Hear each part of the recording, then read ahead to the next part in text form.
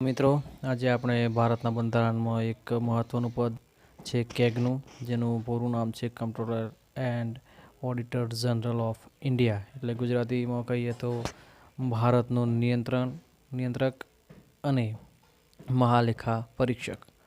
કમ્પ્ટ્રોલર and auditor general એટલે ટૂંકમાં કહીએ તો કેગ, કેગ. અનુચ્છેદ 148માં એનો પદનો ઉલ્લેખ છે. મહાન નિયંત્રણ અભિલેખ ટૂંકમાં કહી શકીએ. ભારતના સંવિધાનમાં અનુચ્છેદ 148માં કેગના સ્વતંત્ર પદની વ્યવસ્થા કરવામાં આવી છે. મિત્રો, ભારતના સમગ્ર નાણાકીય તંત્રનું કેન્દ્રીય અને રાજ્ય એમ બંને સ્તરે નિયંત્રણ કરે છે. આંબેડકરના મતે કેગ ભારતના સૌથી અગત્યના અધિકારી રહેશે.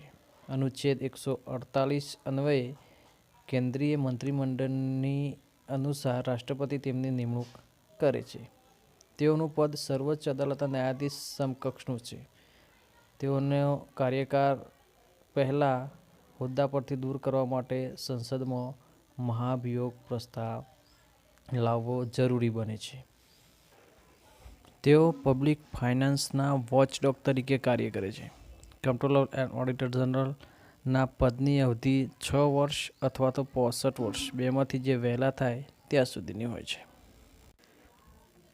કેગના કાર્યો જોઈએ તો સંઘ, રાજ્યો અને વિધાનસભા ધરાવતા કેન્દ્રશાસિત પ્રદેશોના એકત્રિત ફંડ સંચિત નિધિમાંથી થતા તમામ ખર્ચ સંબંધી હિસાબોનું ઓડિટ કેગને કરવાનું રહેશે.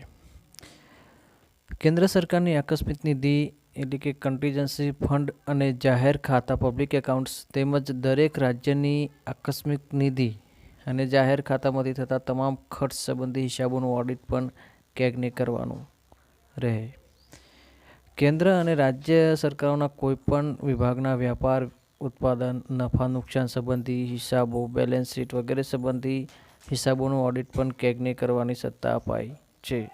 કેન્દ્ર અને રાજ્યના મહેસૂલોમાંથી જેને નાણાં અપાયા હોય તેની તમામ સંસ્થાઓ, સરકારી કંપનીઓ અને કાયદા દ્વારા નક્કી થતા અન્ય કોર્પોરેશનોની આવક અને ખર્ચનું ઓડિટ કેગ કરે છે.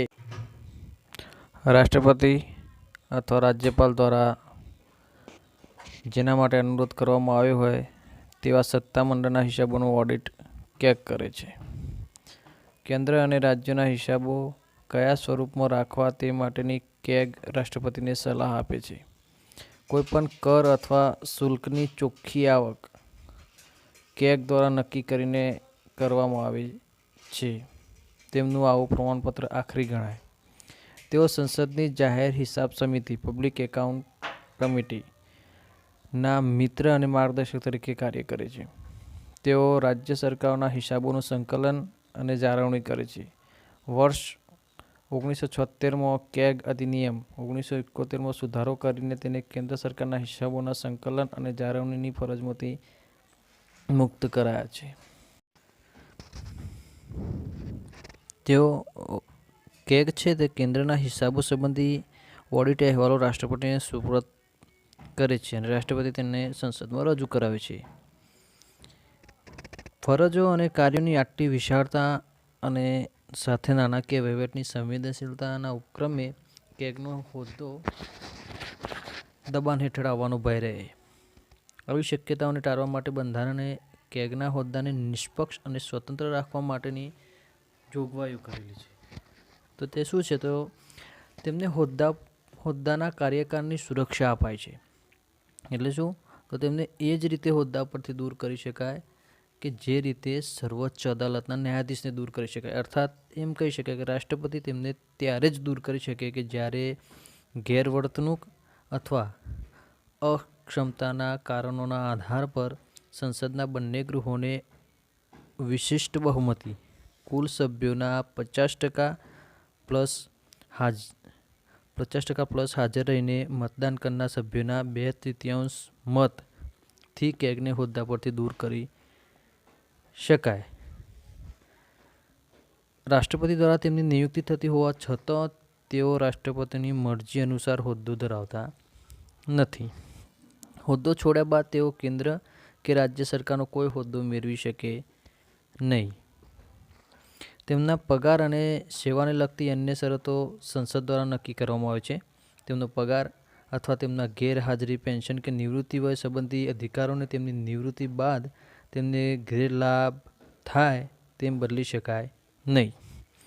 કેગના પદ સંબંધી વહીવટી ખર્ચ કેન્દ્રના એકત્રિત ફંડમાંથી ખર્ચ પાડવામાં આવે છે.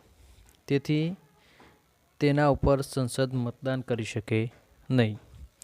કોઈ મંત્રી કેગ તરફથી સંસદમાં રજૂઆત કરી શકે નહીં. તેમજ કેગ દ્વારા કરાયેલા કાર્યોની જવાબદારી માટે કોઈ મંત્રીને બોલાવી શકાય નહીં.